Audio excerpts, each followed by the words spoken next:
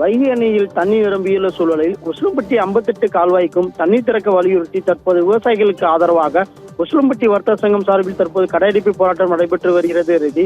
குறிப்பாக சொல்ல வேண்டும் என்றால் மதுரை மாவட்டம் உசிலம்பட்டியின் கனவு திட்டமாக விளங்கக்கூடிய இந்த 58 கால்வாய் திட்டத்திற்கு இதுவரை சோதனை அடிப்படையில் மட்டுமே வைகை அணையில் தண்ணீர் திறக்கப்பட்டு வருகிறது. வைகை அணையில் இந்த 58 கால்வாய்க்கு நிரந்தரமாக தண்ணீர் திறக்க நிரந்தர அரசாணை வழங்க கோரி விவசாயிகள் தொடர் போராட்டங்கள் தொடர் கோரிக்கைகள் தொடர்ந்து வைத்து வரும் நிலையில் வைகை அணையின் நீர்பிடிப்பு பகுதியில் பெய்த கனமழை காரணமாக வைகை அணையில் தனது முழு கொள்ளளவை எட்டியுள்ளது என்று கூறலாம்.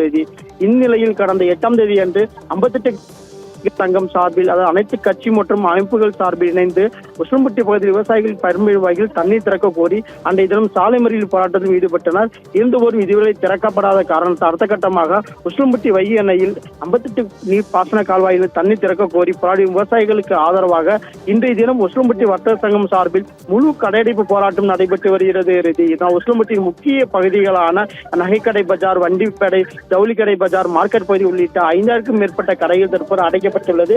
உசிலம்பட்டி பகுதியை வெறிச்சோடி காணப்படுகிறது என்று கூறலாம். மேலும் 58 கால்வாய் தண்ணீர் திறக்க கோரியும் 58 கிராம பாசன கால்வாய் நீர்ப்பாசன கால்வாயாக மாற்ற கோரியும் தொடர்ந்து விவசாயிகள் கோரிக்கை எடுத்த நிலையில் தொடர் இந்த கடையடைப்பு போராட்டம் என்பது மதுரை மாவட்டத்தை பொறுத்தவரை குறிப்பாக உசிலம்பட்டியில் பெரும் பரபரப்பை ஏற்படுத்தியுள்ளது.